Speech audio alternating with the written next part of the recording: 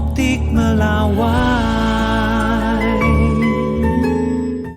Kita beralih ke informasi lain, Saudara. Buku berjudul Laku Spiritual Pak Harto Indonesia dan Kejawen diluncurkan di hari peringatan 105 tahun kelahiran Presiden kedua Republik Indonesia Soeharto.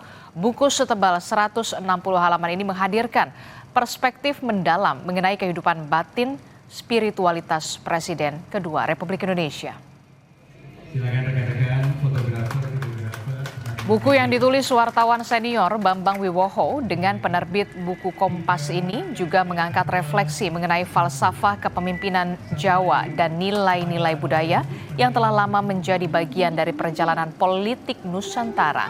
Buku ini juga menelusuri bagaimana nilai-nilai kejawen, laku tirakat, dan tradisi kebatinan Jawa, serta hubungan tokoh-tokoh spiritual yang diyakini turut membentuk karakter, cara berpikir, dan gaya kepemimpinan Presiden kedua Republik Indonesia Soeharto selama memimpin Indonesia.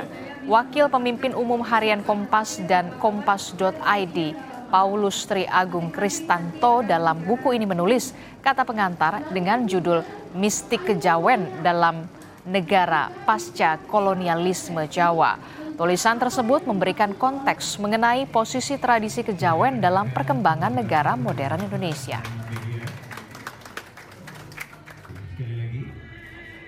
Buku ini tentang laku spiritual Pak Harto, Indonesia dan Kejawen, analisis SWOT dari sisi filosofi Jawa sebenarnya.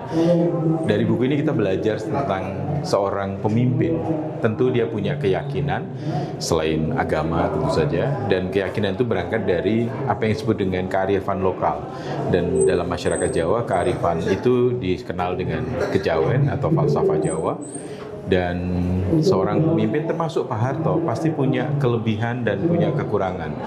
Tapi dari satu hal perjalanan 32 tahun pemerintahan Pak Harto, kita belajar ternyata seorang Presiden Soeharto masih tetap mengedepankan kepentingan rakyat, keselamatan bangsanya dan negaranya. Sehingga ketika tahun 1998 dalam situasi seperti itu, Pak Harto tetap memutuskan untuk mengedepankan keselamatan negara dan bangsa dan rakyatnya, sehingga kemudian Pak Harto memilih berhenti